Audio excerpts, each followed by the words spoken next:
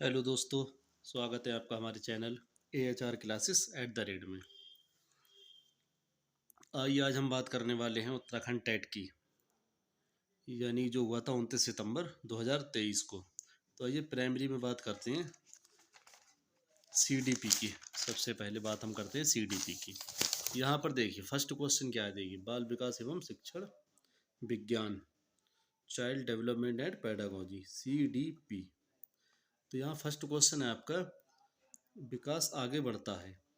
विकास कहाँ से यानी विशिष्ट से सामान्य की ओर, सामान्य से विशिष्ट की ओर, साधारण से सरल की ओर, जटिल से कठिन की ओर। तो यहाँ पर हम ये देखते हैं विकास कब आगे बढ़ता है, ये होता है सामान्य से विशिष्ट की ओर, जनरल टू स्पेसिफिक। उसके बाद हम बात करते हैं सामाजिक परिवर्तन का सर्वाधिक कार्यकारी कारक है। तो कौन सा ऐसा कारक है, यानी कौन सा ऐसा फैक्टर है जो सामाजिक परिवर्तन को सर्वाधिक चेंज करता है। ये देखिए जाति, धर्म, शिक्षा और सरकार। तो देखिए शिक्षा, यहाँ पर आपको ऑप्शन नंबर 3।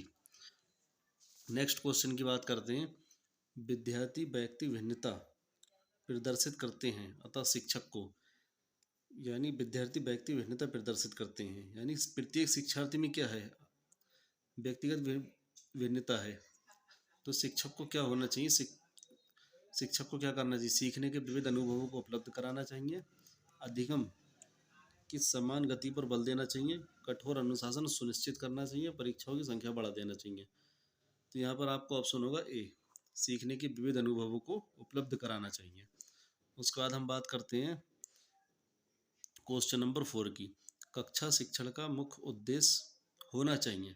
कक्षा शिक्षण का मुख्य उद्देश्य क्या होना चाहिए, रोजगार के लिए अधिगमी को तैयार करना, उन्हें उच्च कक्षाओं के लिए तैयार करना, अधिगम को सुगम बनाना, आत्मविश्वास विकसित करना।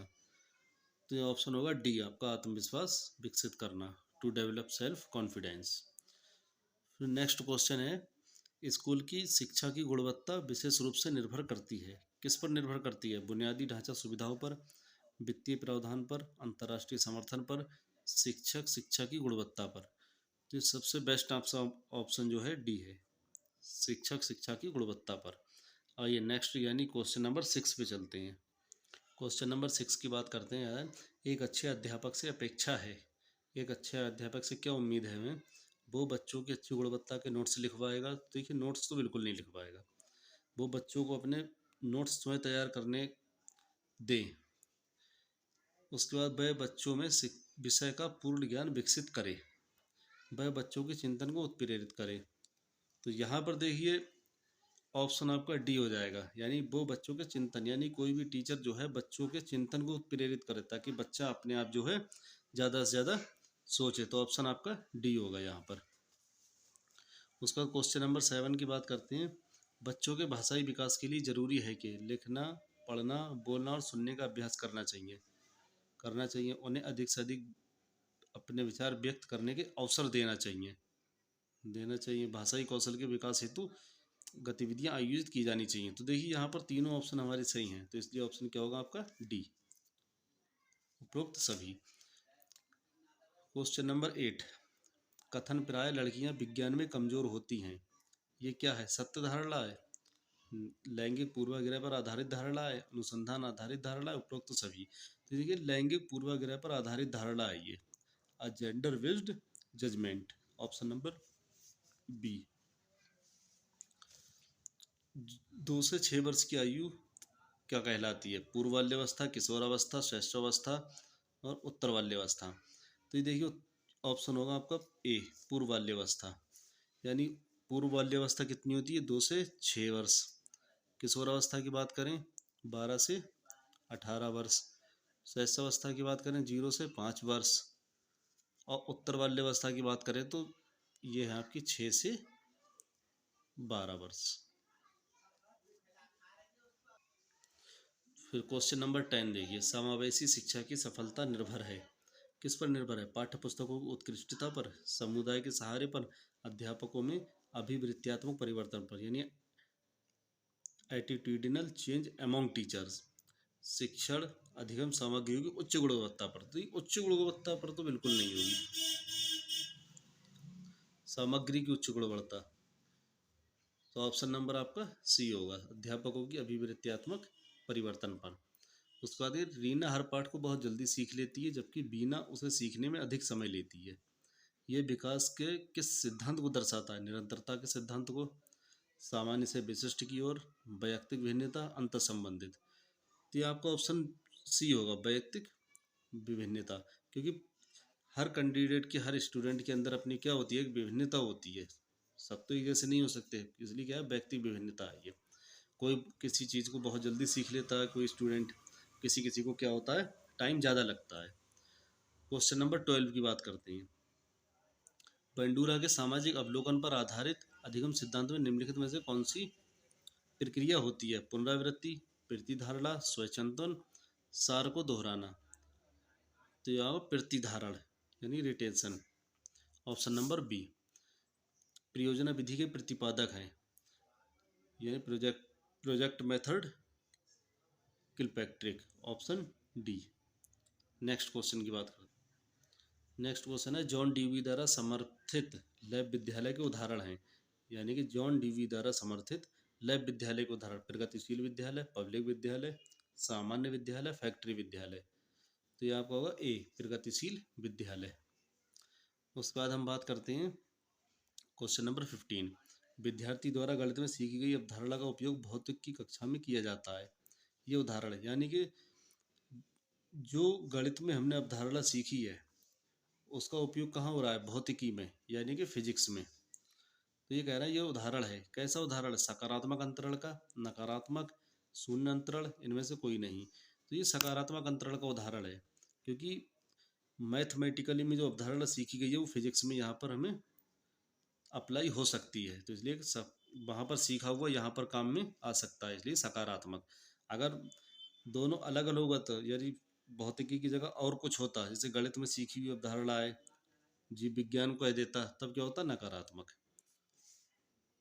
विकास कभी ना खत्म होने वाली प्रक्रिया है, ये कथन किस सिद्धांत से संबंधित है? तो ये देखिए, निरंतरता का सिद्धांत है। विकास क्या है? जीवन पर्यंत चलता रहता है, जन्म से लेकर जब तक इंसान की मृत्यु होती है, जब तक चलता रहता है, इसलिए निरंतरता का सिद्धांत, ऑप्शन ए। अभिप्रेरणा का मूल प्रवृत्ति सिद्धांत प्रतिपादित किया, तो मैकडूगल द्वारा, सिम्पसन द्वारा, विलियम जेम्स द्वारा, अब्राहम मास्लो द्वारा। तो ये दिया था मैकडूगल द्वारा, विलियम मैकडूगल द्वारा। क्वेश्चन नंबर 18 की बात करते हैं। अधिगमी में विद्यालयों द्वारा वैज्ञानिक अभिवृत्ति का विकास करने का अर्थ है क्या है? विज्ञान का अध्यापन, बड़ों द्वारा कही बात को स्वीकार करना, किसी बात को परख और सत्यापन के पश्चात ही स्वीकारना, उसे सत्य स्वीकार करने के लिए कहना। यह विद्यालय द्वारा वैज्ञानिक अभिवृत्ति, वैज्ञानिक का मतलब क्या होता है? वैज्ञानिक अभिवृत्ति का मतलब होता है आपको किसी भी चीज को सत्यापन, यानी कि प्रूफ होना चाहिए। विज्ञान का मतलब क्या होता है? उसका आप सत्यापन करेंगे, उसके बाद ही उसे स्वीकार करेंगे। तो ऑप्शन आपका सी होगा यहाँ पर।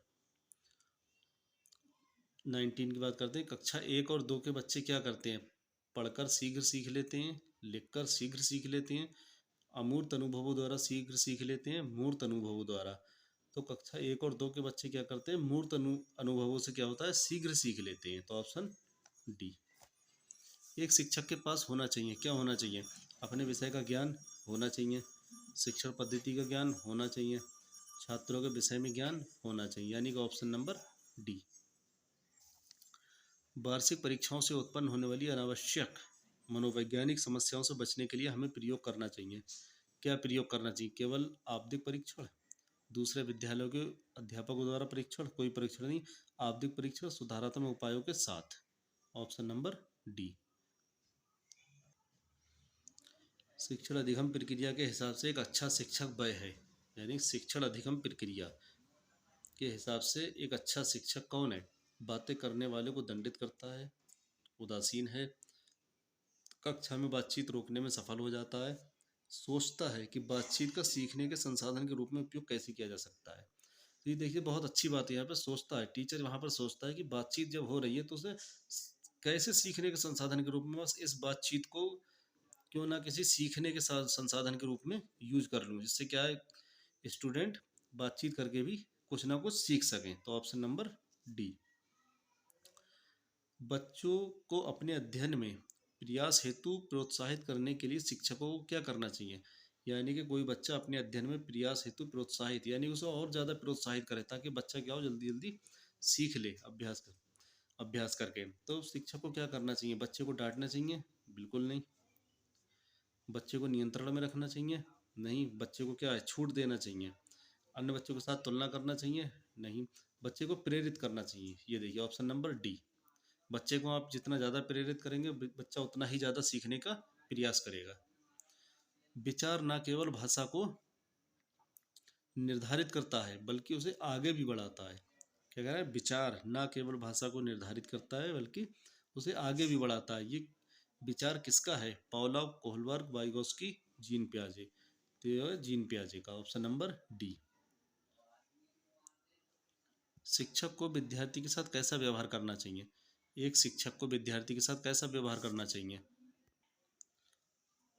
शिक्षक को विद्यार्थी के साथ कैसा व्यवहार करना चाहिए? बड़ों की तरह, पिता की तरह, सामान्य, एक दोस्त की तरह। क्योंकि जितना ज़्यादा विद्यार्थी शिक्षक से घुला मिला रहेगा उतना ही ज़्यादा क्या कहेगा, बातचीत कर सकता है।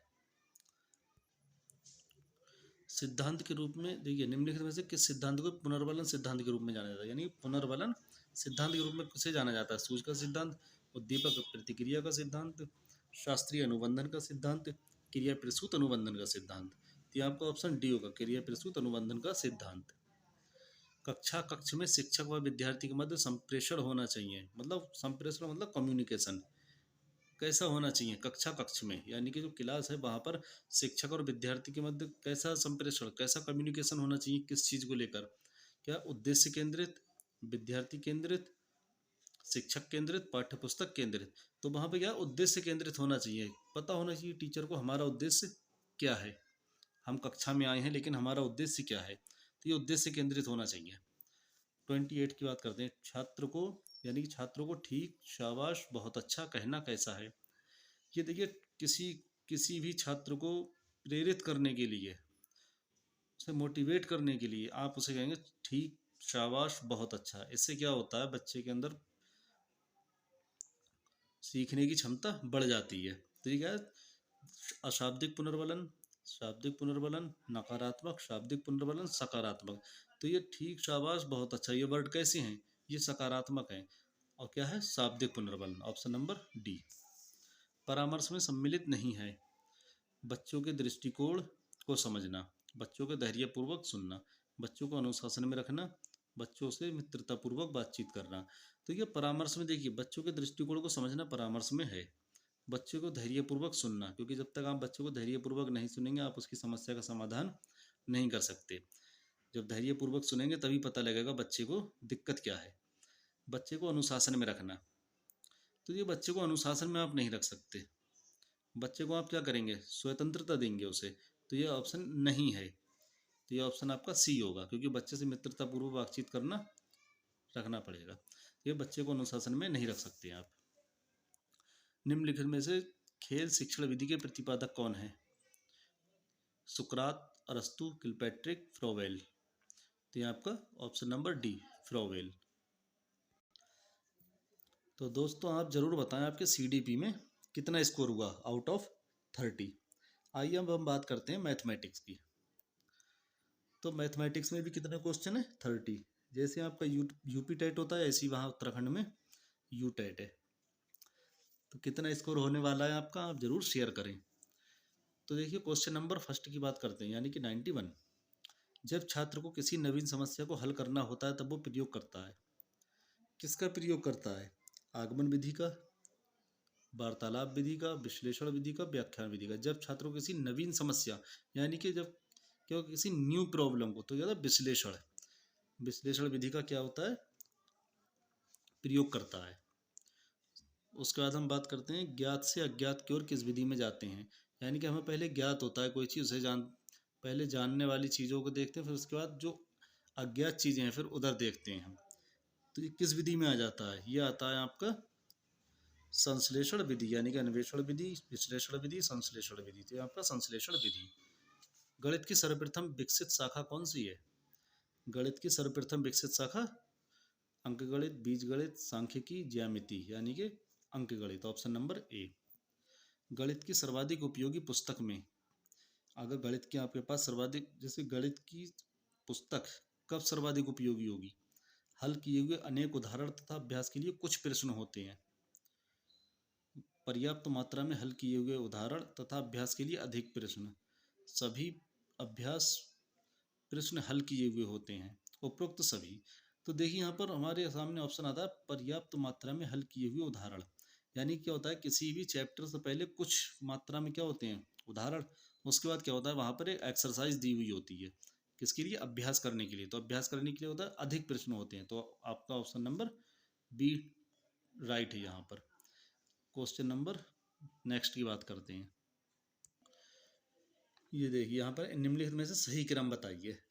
अब आपको इसमें क्या करना पड़ेगा? सबसे पहले तो आपको यहाँ पर जितना भी हर दिया है, डिनोमिनेटर है, उसका क्या करना है? एलसीएम। यानी कि अगर मैं यहाँ पर लिखूँ, मेरे पास अगर ये यहाँ पे डिजिट है 583574, देखिए अगर मैं यहाँ पर एलसीएम किसका लूँ? हर का, यानी 8 5 4 6, तो एलसीएम कितना रहा? 120। अब इसको सबको सेम करना है, यानी कि 5/8 मुझे क्या करना है? एलसीएम सेम करना है। 8 दिया हुआ है, मुझे कितने से मल्टीप्लाई करना है? 15 से। उसके बाद 3/5 में 24 से मल्टीप्लाई करना है। 7/4 दिया हुआ है 30 से। उसके बाद 5/6 दिया है, मल्टीप्लाई कितना करना? 20 से। तो ये कितना होगा? 75, 72, 210, यानी कि 100। अब ये देखिए, अब हमें क्या करना है? सीरीज से लगाना है, यानी सबसे छोटा नंबर कौन है? 72। 72 की अगर हम बात करें तो कौन सा नंबर था? 3/5। 3/5 सबसे छोटा है। फिर इससे बड़ा 75। 75 की बात करें तो 5/8। इससे बड़ा फिर 100, यानी कि 5/6। सबसे बड़ा 7/4। तो ये देखिए किस ऑप्शन में है? 3/5, 5/8, 5/6, 7/4। तो ये आपका ऑप्शन नंबर बी। दो संख्याओं का गुणनफल, ये देखिए दो संख्याओं का गुणनफल कितना है?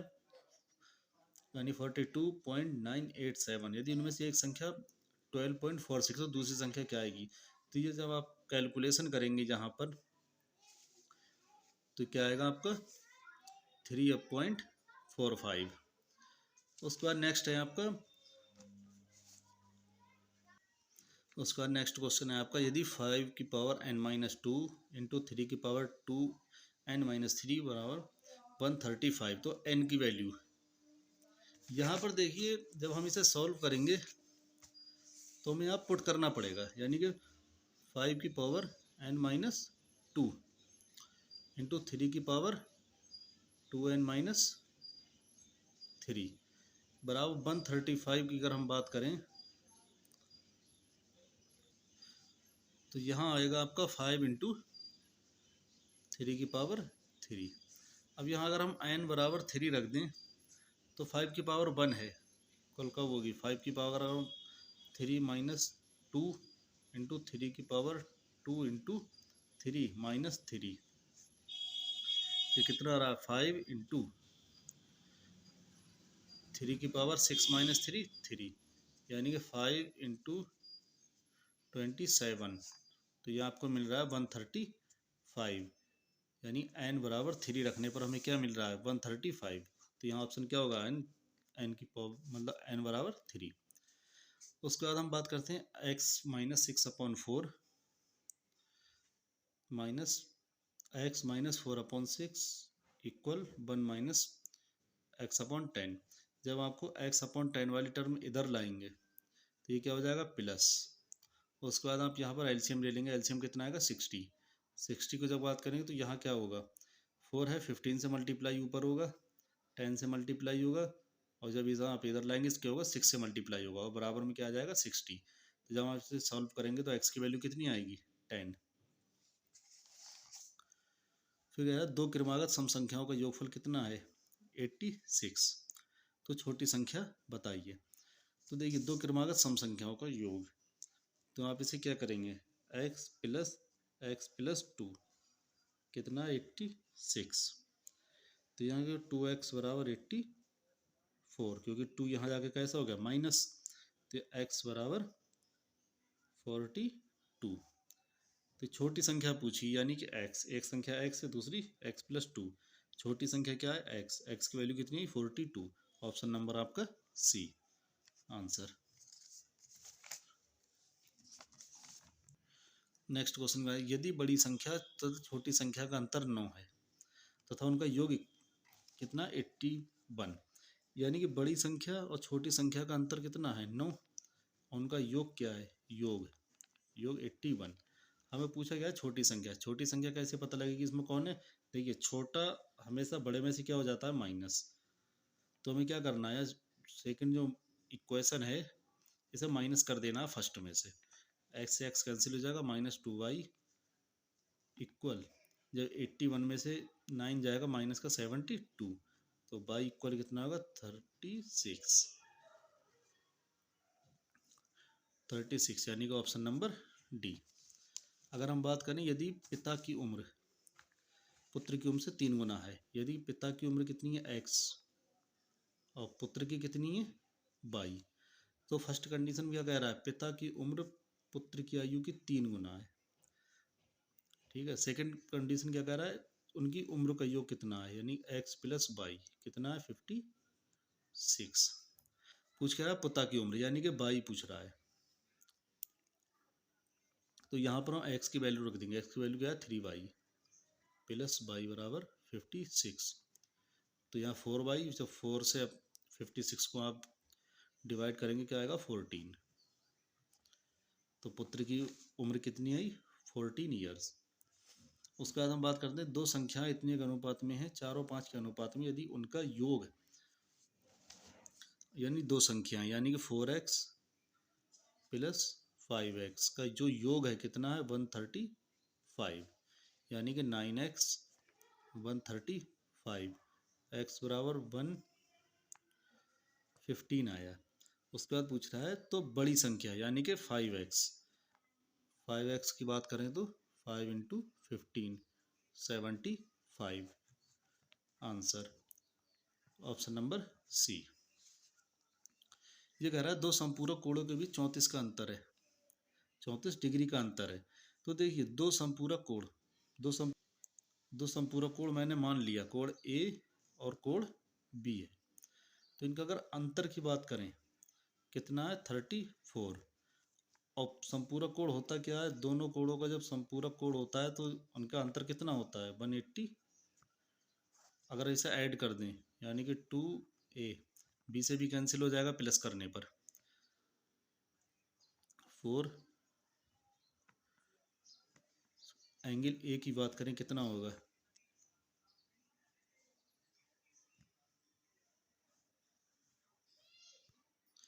ये देखिए 2a बराबर 214, जब 2 से इसे डिवाइड करेंगे 2 बन जाए 2, यानी कि 2 बन जाए 2, 2 से बन जाए 14।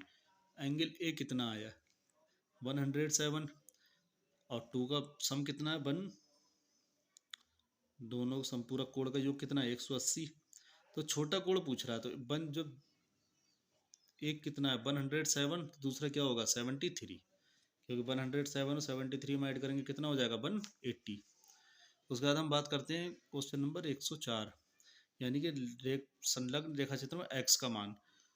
तो यहाँ देखिए सॉल्व करना पड़ेगा आपको, x की वैल्यू कितनी आएगी 15 डिग्री, ऑप्शन नंबर बी।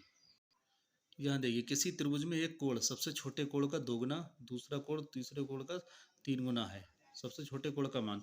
यहाँ देखिए 3 एंगल है यहाँ पर, राइट एंगल, एक ट्राइंगल है यहाँ पर, एक कितना है x है, एक 2x है, एक 3x है, यानी कि अब तीनों कोणों का योग कितना है, यानी कि x plus 2x plus 3x बराबर 180। ये कितना हो गया, एक्स 2x 3x 3 6x बराबर 180, एक्स बराबर 30 डिग्री। तो सबसे छोटे कोण यानी एक्स की वैल्यू पूछ रहा है, सबसे छोटा क्या है एक्स, तो 30 डिग्री, ऑप्शन नंबर सी। यदि किसी त्रिभुज के कोण इतने के अनुपात में है यानी कि 2x plus 3x plus 4x, तो त्रिभुज के तीनों कोणों का योग कितना होता है 180, जैसे हमने ऊपर किया है। तो ये कितना होगा 2 5 और 4 9x, 9x equal 180, x equal कितना आया 20 डिग्री। तो ये पूछा न्यूनतम कोण, अब इनमें न्यूनतम कोण कौन सा है 2x, यानी कि 2x 2 इंटू 20 बराबर 40 डिग्री, ऑप्शन नंबर आपका ए। यदि किसी त्रिभुज के बहिष्कोण 80 डिग्री है, अन्य विपरीत आंतरिक कोण तीनों 5 के अनुपात में हो तो न्यूनतम कोण। ये देखिए बहिष्कोण होता क्या है, ये बहिष्कोण है, कितना है 80 डिग्री, तो ये कितना होगा 100, ये 100 होगा, और ये कितना है 3x और ये क्या है 5x। अब इसमें अब तीनों कोणों का योग कितना होता है 180, 3x 5x और 100 कितना होता है 180। तो तीनों 5 कितना होता है 8x, जब 180 में से 100 जाएगा कितना बचेगा 80, x बराबर 10 डिग्री। अब ये क्या देख रहा है, ये हो रहा है वह तो न्यूनतम कोण यानी कि तीनों 5 में न्यूनतम कौन है 3x, 3 into 10 equal 30 degree, option number D. कह रहा है निम्नलिखित में से किस भुजाओं के संयोजन से त्रिभुज का निर्माण करना संभव नहीं है। ये देखिए जो सबसे बड़ी भुजा है यानी कि कर्ण जो होता है वो लंब और आधार के योग के क्या होता है बराबर होता है या फिर बड़ा होता है। ये देखिए यहाँ पर क्या है 3 2 5 4 छोटा है, 2.5 1.5 कितना हो गया 4, ये 4 इक्वल है, 4 3 7 5 से क्या है बड़ा है, 8 7 15 9 से बड़ा है, तो इसलिए ऑप्शन आपका होगा बी। देखिए एक व्यक्ति पहले 10 मीटर पूरब, अगर एक व्यक्ति पहले 10 मीटर पूरब की ओर तथा फिर 20 मीटर 24 मीटर उत्तर की ओर चलता है। तो देखिए ये हमारा ये क्या होता है पूरब पश्चिम, ये क्या उत्तर दक्षिण। तो ये पहले क्या कह रहा है, पहले कह रहा है पूरब की ओर कितना चलता है 10 मीटर, 10 मीटर। उसके बाद ये कह रहा है उत्तर की ओर कितना चलता है 24 मीटर। तो ये देखिए हमारा कह रहा है एक व्यक्ति पहले पूरब की ओर कितना चलता है 10 मीटर, उसके बाद उत्तर की ओर कितना चलता है 24 मीटर। तो ये कह रहा है प्रारंभिक बिंदु यानी कि यहाँ से प्रारंभिक बिंदु सब उसकी न्यूनतम दूरी, ये डिस्टेंस, ये क्या होगा राइट एंगल ट्राइंगल। इसमें क्या होता है कर्ण, जब आप कर्ण का स्क्वायर करेंगे, कर्ण स्क्वायर बराबर आधार स्क्वायर प्लस लंब स्क्वायर। तो आधार कितना है आपका 100, 100 का मतलब 10, जब 10 का स्क्वायर करेंगे हो जाएगा 100, 24 और फिर आप क्या करेंगे लंब का स्क्वायर, 24 का स्क्वायर 576, जब इसे आप ऐड करेंगे 666, तो कर्ण स्क्वायर, फिर ये 676 किसका स्क्वायर होता है, ये होता है 26 का, तो यहाँ पर क्या आएगा 26, ऑप्शन नंबर सी। 6 मीटर तथा 11 मीटर ऊंचे दो खंभे एक समतल मैदान में 12 मीटर की दूरी पर खड़े हैं। ये देखिए ये दो खंभे हैं, ये कितना है 6 मीटर, ये 11 मीटर, ये कितनी दूरी पर है 12। ये देखिए पहला खंभा कितना है 6 मीटर, यानी दो समतल पर खड़े दो खंभे, एक खंभा ये है 6 मीटर, दूसरा है 11 मीटर का, ये इनके बीच की दूरी कितनी है 12 मीटर। यानी यहाँ जितनी इनके बेस पर जितनी है, क्योंकि ये स्ट्रेट हैं खंभे, तो यहाँ भी उतनी ही दूरी होगी, इसे मिला दिए, ये कितनी है 12 मीटर इनके बीच की दूरी। लेकिन जब इसके दोनों को शीर्षों को मिलाया जाएगा, यानी कि ये 6 मीटर है यहाँ से यहाँ तक, तो यहाँ से यहाँ तक कितनी होगी 5 मीटर। तो जब आप यहाँ क्या बन गया पाइथागोरस पिरामिड, जब आप इसे पाइथागोरस लगाएंगे तो यहाँ आएगा आपका 13 मीटर, ऑप्शन नंबर बी। कर्ण का स्क्वायर जब आप करेंगे आधार स्क्वायर, 12 का स्क्वायर जब करेंगे 144 आ जाएगा। जब आप 5 का स्क्वायर करेंगे 25, 144 और 25 कितना आ जाएगा 169, 169। जब 169 स्क्वायर, इसका स्क्वायर रूट क्या आएगा 13। 169 किसका स्क्वायर होता है 13 का। किसी षष्ठभुज में सममित रेखाओं की संख्या, तो देखिए किसी षष्ठभुज में, षष्ठभुज क्या होता है, ये होता है षष्ठभुज आपका, ये है षष्ठभुज। तो यहाँ पे आपको पूछ रहा है सममित रेखाओं की संख्या, ये है। तो सममित रेखाओं की संख्या कितनी है 6 है, क्योंकि जब आप इसे मोड़ेंगे किसी भी तरीके से तो क्या होगा, जो दबा हुआ पार्ट और जो मुड़ा है दोनों में कैसा होगा बराबर होगा। यानी कि जब आप इस लाइन के अगर थ्रू मोड़ रहे हैं कागज़ को, तो ये हिस्सा इस हिस्से के क्या होगा बराबर होगा। जब आप इस हिस्से से मोड़ेंगे तो क्या होगा, ये वाला हिस्सा इस हिस्से के क्या होगा बिल्कुल इक्वल होगा। तब ये बनती है सममित रेखाएं। जब हिस्से बराबर हों कागज मोड़ने पर तब वो क्या होता है सममित रेखाएं बनती हैं। तो षष्ठभुज में कितनी होती है समषष्ठभुज में 6, ऑप्शन डी। तो कह रहा है किसी घनाभ में शीर्षों की संख्या, घनाभ पहले बनाते हैं, किसी घनाभ में शीर्षों की संख्या, ये देखिए ये है घनाभ।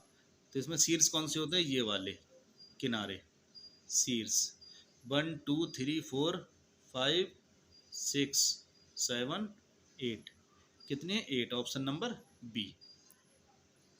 ये देखिएगा 16 संख्याओं का माध्य कितना है 8 है, यानी कि 16 संख्याओं का माध्य 8 है। फिर कह रहा है प्रत्येक संख्या में 2 जोड़ा जाता है, यानी कि 16 को हम 2 बार जोड़ेंगे, 16 दूनी ये 32। संख्या कितनी है हमारे पास 16, 16 अट्ठे 144 प्लस नहीं 16 अट्ठे 128, 128 प्लस 16 दूनी 32/16। जब आप इसे ऐड करेंगे तो कितना हो जाएगा 160/16, आंसर आएगा आपका 10, आंसर ऑप्शन नंबर डी। ये कह रहा है यदि एक आयताकार खेत की लंबाई कितनी 48 मीटर है और उसका विकर्ण 50 मीटर है। आयत होता क्या है, आयत होता है आमने सामने की भुजाएं कैसी होती हैं बिल्कुल इक्वल होती हैं, ये उसका विकर्ण होता है। विकर्ण का मतलब होता है डायगोनल, डायगोनल कहते हैं √L² प्लस B²। तो ये कह रहा है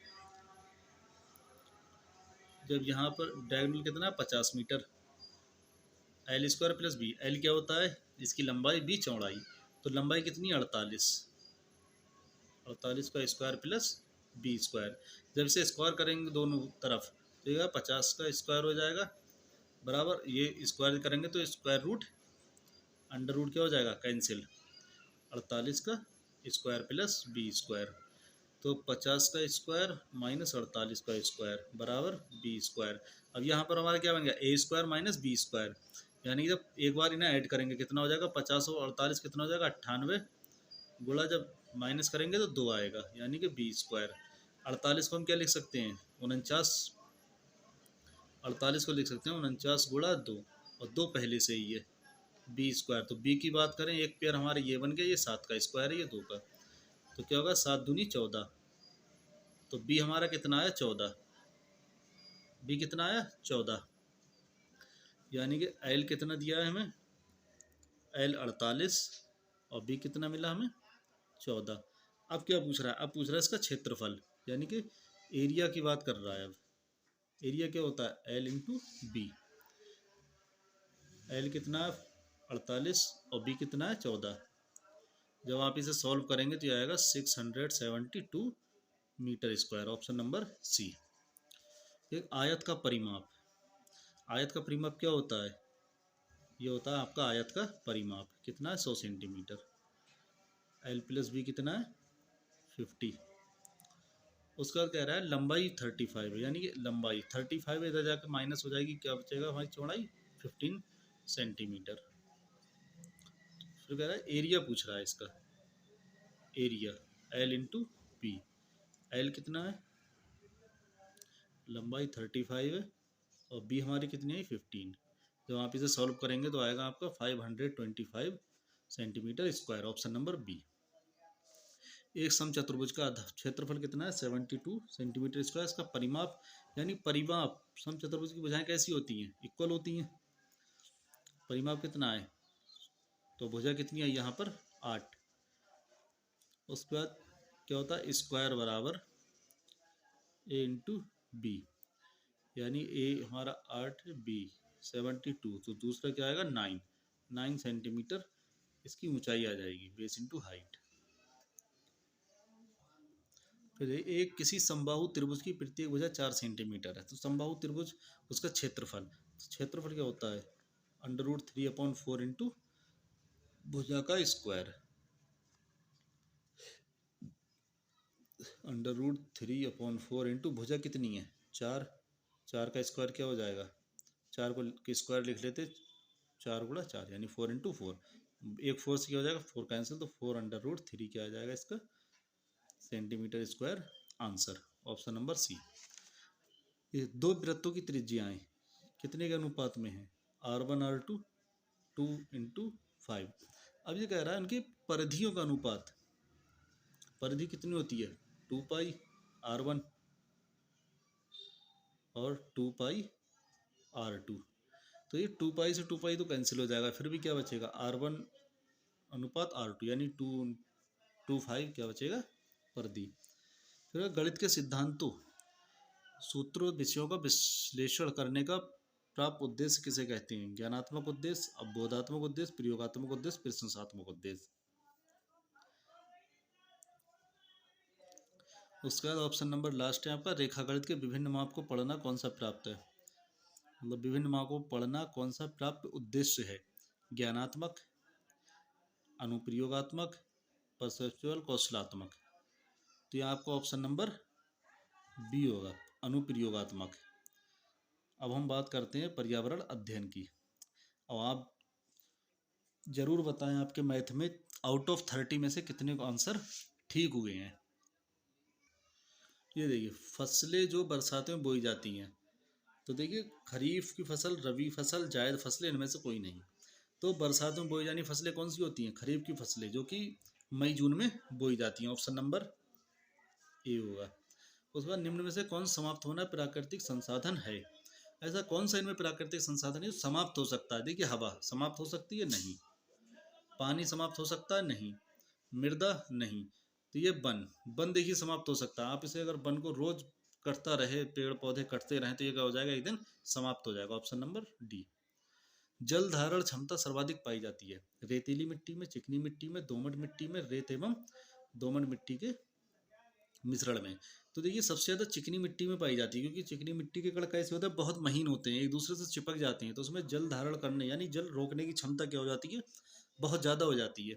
तो क्या जल धारण क्षमता सर्वाधिक किसमें पाई जाती है, चिकनी मिट्टी में, इससे ज़्यादा जल धारण क्षमता किसी में नहीं पाई जाती। निम्न में से कौन पर्यावरण के लिए खतरा है, बढ़ते पौधे, बढ़ते पौधे पर्यावरण खतरा नहीं हो सकते। बढ़ती जनसंख्या हो सकती है, बढ़ती फसल नहीं हो सकती, उपरोक्त सभी नहीं। तो ऑप्शन नंबर आपका बी होगा, बढ़ती जनसंख्या क्या है, पर्यावरण के लिए खतरा है। अल नीनो क्या है, गर्म महासागरीय धारा, समुद्री तूफान, उष्णकटिबंधीय विक्षोभ, टाइफून का दूसरा नाम। तो देखिए अल नीनो एक गर्म सागरी महासागरीय धारा है, इसका ये जलवायु से संबंधित है, जो पूर्वी प्रशांत महासागर में सतही जल के असामान्य रूप से गर्म होने का प्रतिनिधित्व करती है। तो ये स्पेनिश भाषा का वर्ड है, किसका, स्पेनिश भाषा का वर्ड है। इसका अर्थ क्या है, इसका अगर हम बात करते हैं तो कहते हैं शिशु, शिशु या छोटा सा बच्चा, क्या कहते हैं छोटा बच्चा, इस वर्ड का मतलब है अल नीनो का, छोटा बालक या फिर शिशु, स्पेनिश भाषा का वर्ड है ये। तो ये क्या है आपका गर्म महासागरीय जलधारा। रश्मि अपने छात्रों को अपने चारों ओर देखने को प्रोत्साहित करती है, और वो जो कुछ भी उन्होंने अवलोकित किया उसकी व्याख्या करने को कहती है। शिक्षण की किस विधि का प्रयोग इसके द्वारा किया गया है, तो देखिए विशेष से सामान्य की ओर, मूर्त से अमूर्त की ओर, निश्चित से अनिश्चित की ओर, ज्ञात से अज्ञात की ओर। तो ये कहाँ है, विशेष से सामान्य की ओर, क्षेत्रफल की दृष्टि से भारत का सबसे बड़ा राष्ट्रीय पार्क कौन सा है? तो ये आपका हेमिस राष्ट्रीय उद्यान पार्क, सिमलीपाल राष्ट्रीय पार्क, मरुस्थलीय राष्ट्रीय पार्क, कॉर्बेट नेशनल पार्क। तो ये आपका ऑप्शन होगा हेमिस राष्ट्रीय पार्क, जो क्या है क्षेत्रफल की दृष्टि से भारत का सबसे बड़ा राष्ट्रीय पार्क है। हृदय के फेफड़े यानी पृथ्वी के फेफड़े किसे कहा जाता है? टैगा वन, भारत के उत्तर पूर्व वर्षा वन, टुंड्रा वन, अमेजन के वर्षा वन। तो देखिए ऑप्शन नंबर डी अमेजन के वर्षा वन सबसे ज़्यादा यहाँ पर है। पृथ्वी का फेफड़ा, फेफड़ा का मतलब क्यों कहा जाए? सबसे ज़्यादा लेने व सांस द्वारा लेने वाली हवा से यहाँ पर संबंधित है पृथ्वी का फेफड़ा, क्योंकि यहाँ सबसे ज़्यादा जलवायु है, जहाँ पर पेड़ पौधे सबसे ज़्यादा हैं। फिर 129 में क्या कह रहा है? निम्नलिखित में से कौन सा जोड़ा सुमेलित नहीं है, यानी कौन सा पेयर जो है राइट नहीं है, रॉन्ग है। सांस छोड़ी हुई हवा में ऑक्सीजन की मात्रा 16.4 मात्रा होती है, कुछ 16.4%। सांस भीतर जब लेते हैं तो हवा में ऑक्सीजन की मात्रा कितनी? 21। ये भी ठीक है, ये भी ठीक है। जब हम सांस लेते हैं तो ऑक्सीजन कितनी लेते हैं? 21, और छोड़ते हैं कितनी है? 16.4। सांस छोड़ी हुई हवा में कार्बन डाइऑक्साइड की मात्रा 4.4, ये भी ठीक है। सांस भीतर ली हुई हवा में कार्बन डाइऑक्साइड की मात्रा 0.4%, ये आपका सही नहीं है, ऑप्शन नंबर डी। उसके बाद आते हैं, देखिए विश्व जल दिवस। विश्व जल दिवस कब मनाया जाता है? विश्व पर्यावरण दिवस कब मनाया जाता है? विश्व पृथ्वी दिवस और विश्व ओजोन दिवस। तो देखिए ऑप्शन आप कहीं से भी इस तरीके के क्वेश्चन में आप किसी दो को पकड़ लें, एक या दो को। तो देखिए यहाँ पर विश्व ओजोन दिवस आपको पता है 16 सितंबर, यानी कि डी का पहला। अब यहाँ देखिए हमें डी का पहला मिल गया, डी का किसी में भी पहला नहीं है, तो ऑप्शन नंबर बी हो गया राइट। यहीं पे हम देखें विश्व पर्यावरण दिवस, यानी कि बी का सी, बी का तीसरा। तो बी का तीसरा यहाँ मिल रहा है, देखिए बी का तीसरा और कहीं नहीं है। तो यह इस तरीके से ऑप्शन पकड़ना बहुत ही आसान हो जाता है। Option number B right answer. देखिए मल जल तालाब के चारों ओर कौन सा पादप लगाना चाहिए ताकि शुद्ध जलवाष्प प्राप्त की जा सके? चीड़, कमल, यूकेलिप्टिस, जलकुंभी। तो देखिए यहाँ पर ऑप्शन नंबर सी यूकेलिप्टिस को लगाना चाहिए। ओजोन की मोटाई को किस इकाई में मापा जाता है? तो डॉप्सन यूनिट में, प्रकाश वर्ष में, यूटिल में, बॉर्न में। तो देखिए प्रकाश वर्ष में तो दूरी को नापा जाता है, किसे नापते हैं? मीजर करते हैं दूरी को। यूटिल वार्न तो डॉप्सन यूनिट होती है। ये ओजोन की मोटाई को किस में नापते हैं? डॉप्सन यूनिट में। ओजोन परत कहाँ पाई जाती है? समताप मंडल में। समताप मंडल में। ओजोन का काम क्या है? पराबैंगनी अल्ट्रावायलेट रो जो होती है उन्हें पृथ्वी तक आने से रोकती है ओजोन परत हमारी। तो इसकी यूनिट क्या है? Dobson unit. पूसा सदाबहार नामक मिर्च की प्रजाति निम्न में से किस रोग के प्रति प्रतिरोधक होती है? तो ये चिली मोजेक वायरस के भी होती है, तंबाकू मोजेक वायरस, पर्णकुंचन से भी। तो ऑप्शन ऑप्शन नंबर डी। पर्यावरण संरक्षण अधिनियम किस वर्ष पारित हुआ था? 1986, 1972, 1974, 1981। तो ये आपका 1986 ऑप्शन नंबर ए। ये निम्नलिखित में से कौन सा जीव बिना पानी पिए अधिक समय तक जीवित रह सकता है? जिराफ, ऊंट, कंगारू और कंगारू चूहा। देखिए यहाँ पर क्या है, बिना पानी पिए अगर हम जिराफ को हटा दें तो ये तीनों ही जीव क्या हैं? बिना पानी पिए जीवित रह सकते हैं। लेकिन इन तीनों में सबसे ज़्यादा कौन है? तो सबसे ज़्यादा जो अगर हम बात करें तो कंगारू चूहा सबसे सबसे लंबे समय तक, सबसे लंबे समय तक जीवित रह सकता है बिना पानी पिए, कंगारू चूहा। फिर उसके बाद कंगारू, फिर उसके बाद ऊंट। यानी कि फर्स्ट आंसर आपका कंगारू चूहा, सेकंड आंसर आपका कंगारू, थर्ड आंसर आपका ऊंट। तो सब ऑप्शन नंबर डी कंगारू चूहा। एपिको आंदोलन क्या है? तो एपिको आंदोलन जो है कर्नाटक में हुआ था अगस्त 1983 में, जिसका लीड किसने किया था? पांडुरंग हेगड़े ने। ये प्रणेता कौन है? पांडुरंग हेगड़े। अगस्त 1983। ये क्या है? पर्यावरण से संबंधित है। चिपको आंदोलन की तर्ज पर ही वहाँ क्या चला था? एपिको आंदोलन। ये क्या है? कन्नड़ भाषा का वर्ड है। एपिको क्या है? एपिको क्या है? ये है कि कन्नड़ भाषा का वर्ड है, कन्नड़ भाषा का वर्ड है। तो जैसे उत्तराखंड में चिपको आंदोलन चला था 1974 में। ऐसे उसी की तर्ज पे 1983 में क्या है, कर्नाटक में एपिको आंदोलन चला गया था। वहां भी पेड़ काटे जा रहे थे, तो इस आंदोलन को चलाया गया था। लेकिन उत्तराखंड में जो जो हुआ था आपका चिपको आंदोलन, तो चिपको आंदोलन के प्रेरणा कौन थे, सुंदरलाल बहुगुणा। और एपिको आंदोलन जो कर्नाटक में हुआ था, इसके प्रेरणा कौन है, पांडुरंग हेगड़े। तो ये मछली में किस प्रदूषक पदार्थ की उच्च मात्रा पाए जाने पर उसे खाने से मनुष्यों में मिनीमाता रोग हो जाता है। तो देखिए ऐसा कौन सा पदार्थ है जिसकी मात्रा शरीर में पहुंचने पर मिनीमाता रोग हो जाता है, लेकिन वो किसके थ्रू पहुंच रही है, मछली। यानी कि आपने मछली ली और वहाँ क्या था, पारे की मात्रा थी, मछली वहाँ से आपने ली, उस मछली को पका के आपने खाया, तो आप मनुष्य को कौन सा रोग हो सकता है, मिनीमाता रोग। तो ये किसकी वजह से होता है, पारा। Option number B. अब भारत में समृद्ध वनस्पति जात और प्राणी जात फ्लोरा एंड फौना के बारे में पढ़ने के बाद विद्यालय द्वारा प्राथमिक कक्षाओं के विद्यार्थियों को जिम कॉर्बेट उद्यान ले जाया जाता है। ठीक है, ये विद्यार्थियों की सहायता करेगा। जिम कॉर्बेट राष्ट्रीय उद्यान ले जाया गया विद्यार्थियों को, तो ये क्यों ले जाया गया, क्या वजह रही स्टूडेंट को वहां ले जाने की, क्यों ले जाया गया। जरा कक्षीय अधिगम को वास्तविक जीवन स्थितियों के साथ जोड़ने में मदद करेगा। पर्यावरण संरक्षण के लिए कौशलों के विकास में, बाहरी भ्रमण में, दोस्तों के साथ मजा लेने में, प्रकृति के प्रति सम्मान विकसित करने में। तो देखिए यहाँ पे प्रकृति के सम्मान विकसित करने में ये नहीं होगा। बाहरी भ्रमण में दोस्तों के साथ मजा का तो कोई ऑप्शन ही नहीं है। पर्यावरण संरक्षण की कौशलों के विकास, फिर बेस्ट ऑप्शन तलाश करते हैं। कक्षीय अधिगम को वास्तविक जीवन, ये है कक्षीय अधिगम, यानी कक्षा में जो भी बताया गया है, कक्षा में जो भी बताया गया है, जब उसे आप बच्चों को राष्ट्रीय उद्यान लेकर गए हैं, तो ये क्या है, वास्तविक जीवन के साथ जोड़ने का काम करेगा। तो आपका ऑप्शन नंबर क्या होगा, ए। नेक्स्ट की बात करते हैं। पर्यावरण अध्ययन की कक्षा में बच्चों के व्यक्तिगत अनुभव को महत्व देना शिक्षक को लाभ पहुंचाता है।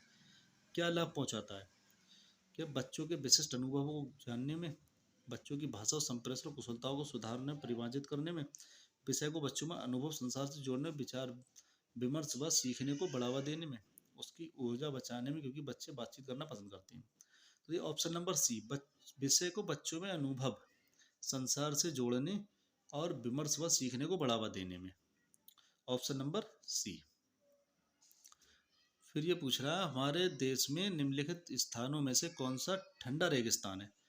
दार्जिलिंग नहीं है, जैसलमेर राजस्थान में नहीं है, लद्दाख मेघालय नहीं है, Ladakh. Option number C right answer. पर्यावरण अध्ययन के लिए पर्यावरण अध्ययन के लिए शिक्षण अधिगम में सर्वेक्षण का उद्देश्य है। क्या उद्देश्य है, समुदाय के साथ अन्योन्य क्रिया का अवसर प्रदान करना। Right answer. बच्चों को विभिन्न लोगों के प्रति संवेदनशील बनाना, बच्चों को प्रत्यक्ष प्राप्त करने का अवसर प्रदान।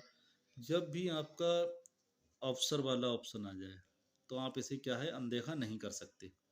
आकलन के लिए एक अवसर, देखिए एक अवसर के रूप में इसका उपयोग करना।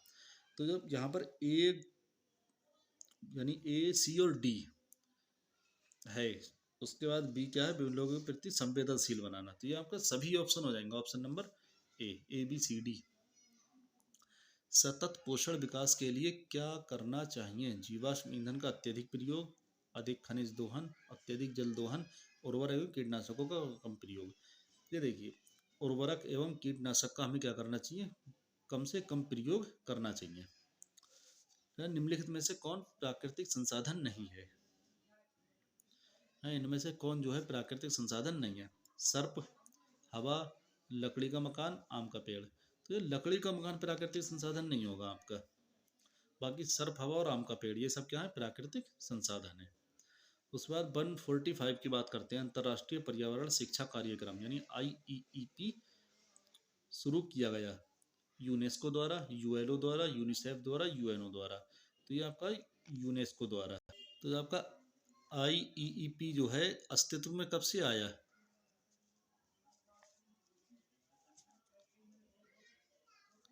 1975 में क्या हुआ, अस्तित्व में आया।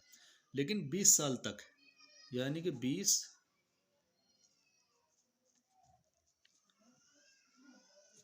20 साल तक क्या हुआ, आईईईपी का जो नेतृत्व है, आईईईपी का नेतृत्व किसने किया 20 साल तक, इसे किसने लीड किया, तो इसे यूनेस्को प्लस यूनेप ने,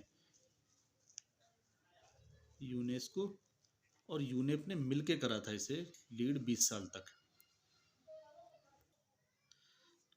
पर्यावरण की कक्षा में समूह गतिविधि की रूपरेखा तैयार करते समय आप निम्नलिखित में से किस बात को ध्यान में रखेंगे,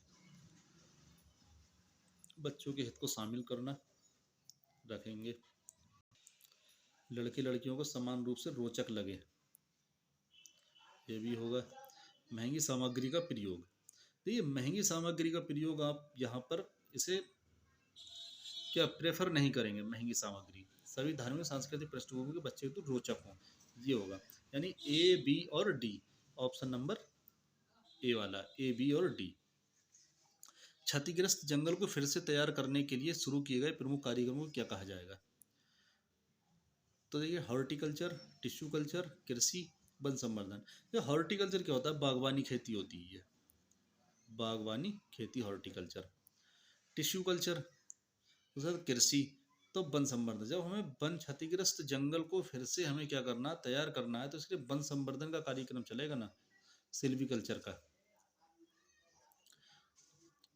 कह रहा है स्पेस दिया है उसका के कारण भूजल समाप्त नहीं होगा, भूजल यानी कि जो ग्राउंड वाटर है कब समाप्त नहीं होगा, वनीकरण की प्रक्रिया के द्वारा, थर्मल पावर प्लांट की स्थापना के द्वारा, वनोन्मूलन की प्रक्रिया, उच्च उत्पादक प्रजातियों की खेती, यानी कि उच्च उत्पादक प्रजातियों की खेती होगी, वन क्या होगा, भूजल समाप्त होगा, वनोन्मूलन की प्रक्रिया होगी, भूजल समाप्त होगा, थर्मल पावर प्लांट की जब स्थापना होगी भूजल क्या होगा, समाप्त होगा। लेकिन वनीकरण की जब प्रक्रिया होगी, ज़्यादा से ज़्यादा वन लगेगा, पेड़ पौधे लगेंगे, तो कहाँ क्या है, वहाँ पर भूजल समाप्त नहीं होगा, तो ऑप्शन नंबर आपका ए। ये कह रहा है अस्पतालों से जैविक कचरे के निस्तारण के लिए निम्नलिखित में से कौन सा सबसे अच्छा तरीका है, गड्ढों की भराई में, पुनर्चक्रण में, भस्मीकरण में, खाद बनाने में। तो देखिए यहाँ पर सबसे जो अस्पतालों के जैविक कचरा है, तो उसमें बहुत ज़्यादा जो है देखिए गंदा होता है, वो एक तरीके का यूज करने के बाद इन्फेक्शन होने का खतरा रह जाता है, तो इसमें भस्मीकरण, उसे जला के क्या कर देंगे, हम भस्म कर देंगे, ऑप्शन नंबर सी। पौधे और जानवरों की प्रजातियों को विशेष रूप से एक ही स्थान पर रहती है, क्या कहलाती है, स्थानिक, स्थानिक जातियां। जब एक ही जगह पर पौधे और जानवरों की प्रजातियां होंगी तो विशेष रूप से एक ही स्थान पर रहती हैं, तो इसे क्या कहते हैं, स्थानिक कहते हैं। तो इस तरीके से देखिए हमारा ईवीएस का पोर्शन था, इन्वायरमेंटल स्टडीज का, तो यहाँ पर हमने 3 पोर्शंस देखे, सीडीपी, मैथ और ईवीएस। तो दोस्तों हमारा जो चैनल है AHR क्लासेस @ तो आप अपना स्कोर ज़रूर बताएं कितना हुआ है उत्तराखंड टेट में। आप हमारे चैनल AHR क्लासेस @ पर बने रहिए और आपको हर एग्ज़ाम की आंसर की बिल्कुल सटीक आंसर के साथ मिलेगी। तो हमारे साथ जुड़े रहिए AHR क्लासेस @ जिसने भी सब्सक्राइब नहीं किया है सब्सक्राइब कर ले, AHR क्लासेस @ हमारे साथ बने रहिए AHR क्लासेस @ पर। थैंक यू दोस्तों।